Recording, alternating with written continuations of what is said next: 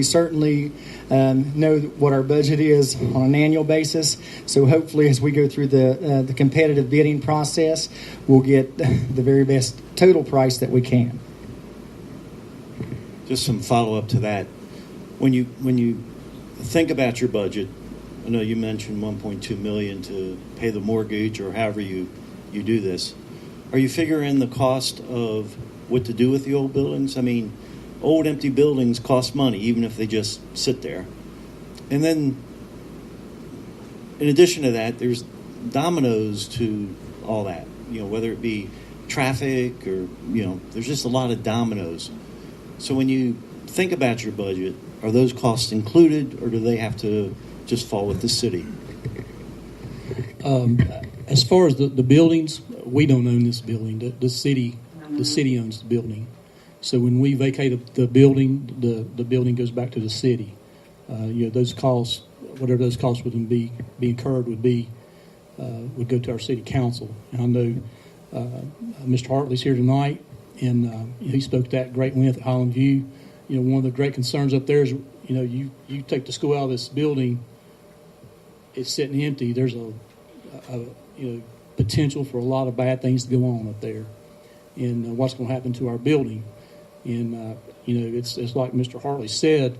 Once we make a decision on this, they've got, it's about a 2-year build. They've got 2 years to try to figure out what they can do to repurpose those buildings before we're out of them.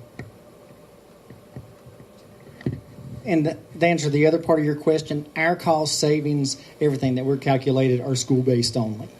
If there are additional costs that would, and this mic doesn't work as well, but if there are additional costs that would be caused by building a new school, whether it be traffic, a new red light, something along, those lines, that's not factored into our numbers at all.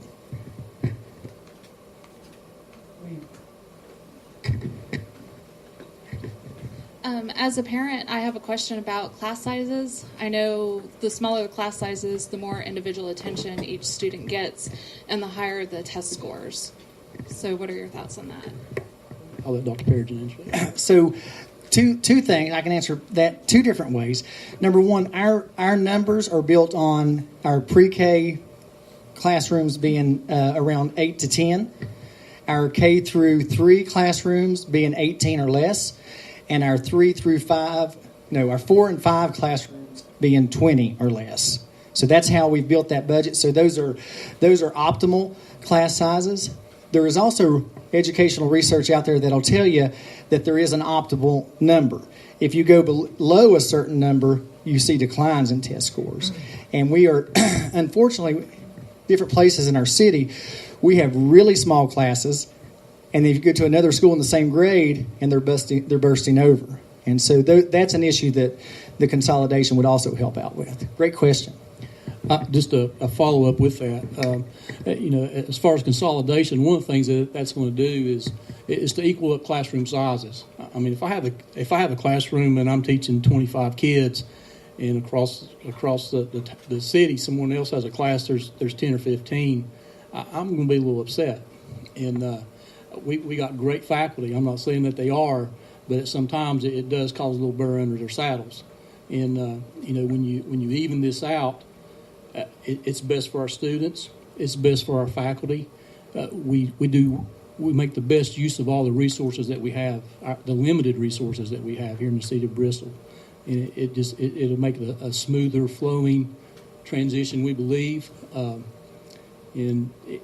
Instead of, we're Washington Lee, Van Pelt. At the elementary level, we're all 4 different schools. And then we all come together at the middle school.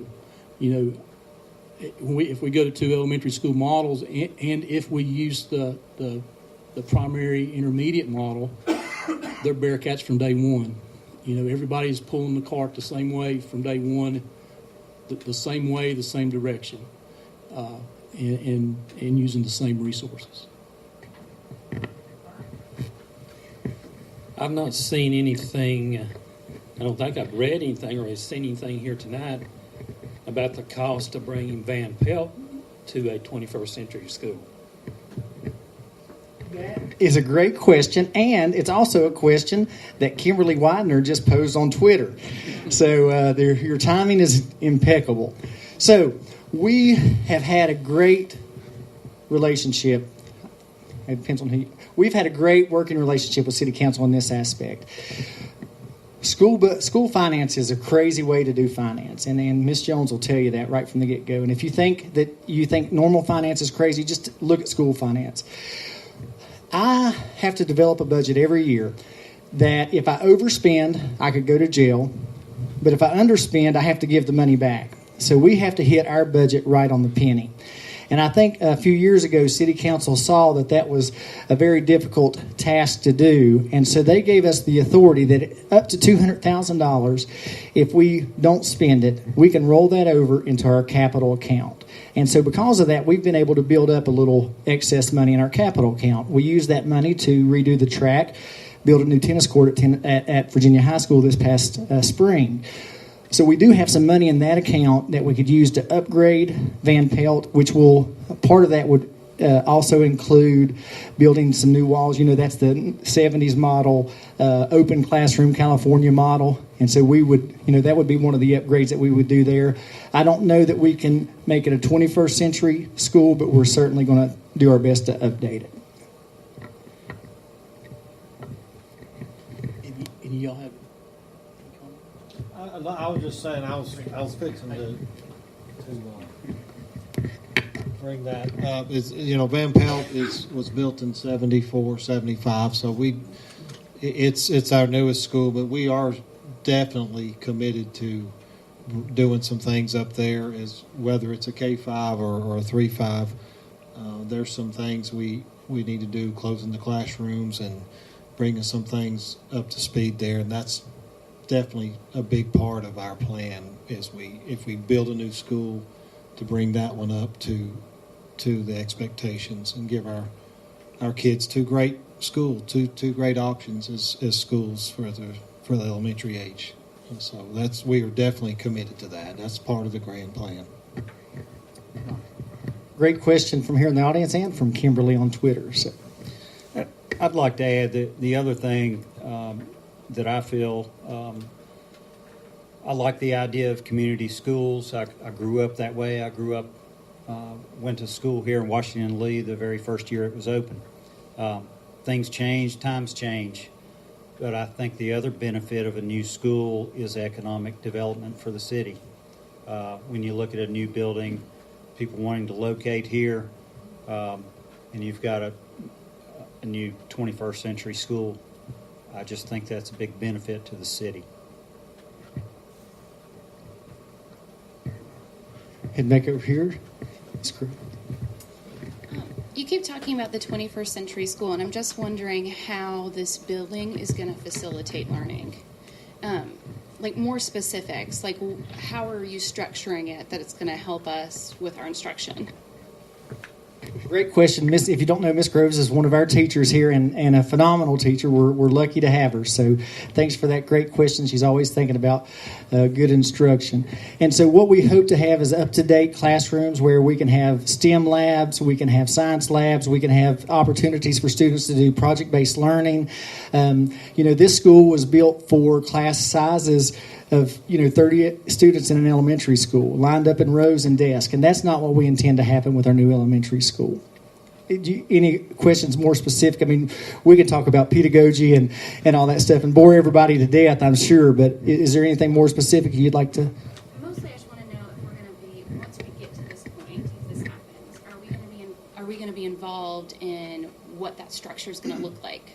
Great question. And actually, so we're going through a process called PPEA, and it is different than any other procurement process that I've ever been a part of.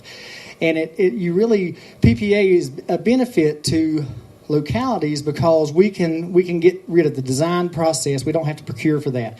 We can do design, we can do build, we can do everything all in one process.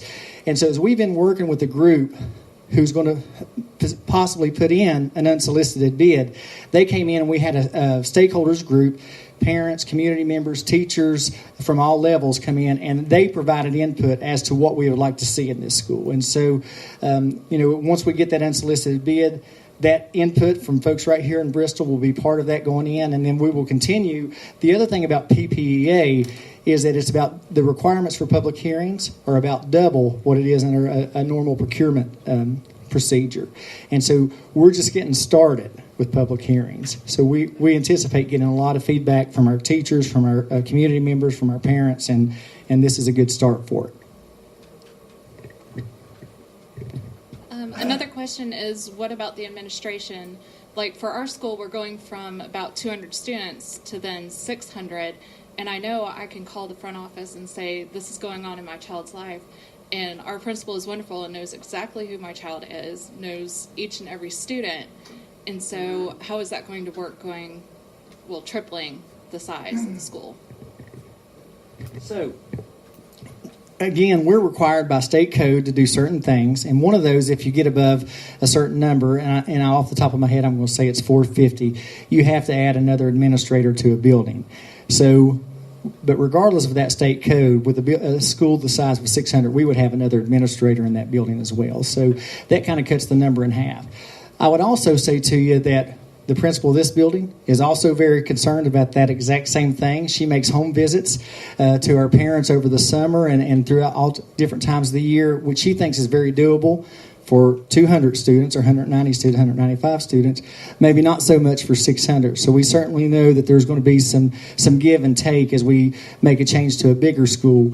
But I think if you would ask Mr. Collins or Mr. Matlock, who are administrators at buildings of that size already, I think that they have a pretty good hold and pretty good knowledge base of the students in their building as well. So I know 600 sounds really big to us, but 600 is really still, I would still consider that a small school in the greater scheme of things. But it's not as compared to what we're used to. I want to tag one other thing on what Mr. Fletcher was talking about, economic development for our schools. And one of the ways that's going to happen, if we go to the primary intermediate, if that's the look that we're going to take of our school system, is when you combine the 3 through 5 with our SOL scores, that will be a totally accredited school. You know, our schools will be accredited. Our teachers that work themselves to death at Stonewall and at Highland View. I mean, they work themselves to death. We got the best teachers in the Commonwealth, and they work themselves to death. And this will free them up to teach.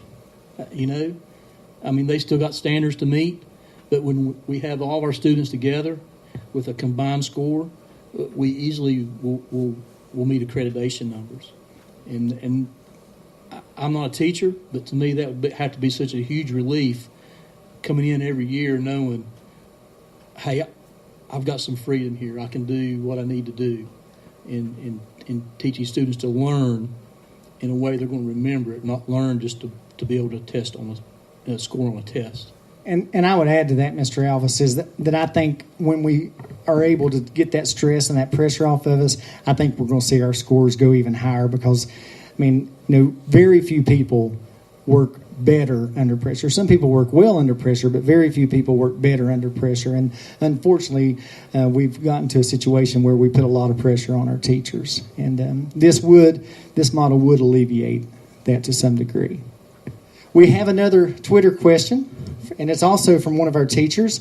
And I will have to apologize for not doing a better job of this in the presentation. She wanted to know if pre-K was included. It's Sarah Cook. Is pre-K included in the two-school model? Yes, it is. You know, being mostly a high school person, my career, sometimes I forget. I say K through 12, and I should be saying PK through 12, and I leave that out sometimes. So Ms. Cook and our other pre-K teachers throughout the division, I apologize for that. But yes, pre-K would be part of the two-school model as well. So currently we have how many pre-K classrooms? I don't know the number of pre-K classrooms. I could add it up in my head. Mr. Ritchie probably could. But we have 100 pre-K students. That student-teacher ratio is much less as the recommendation than it is at any other level. And so our ratios are at right around 10 division wide. Is that right, Ms. Jones, as we were looking at 8 to 10 division wide? Well, that pre-K program, pre-K is so essential for us, especially as primary.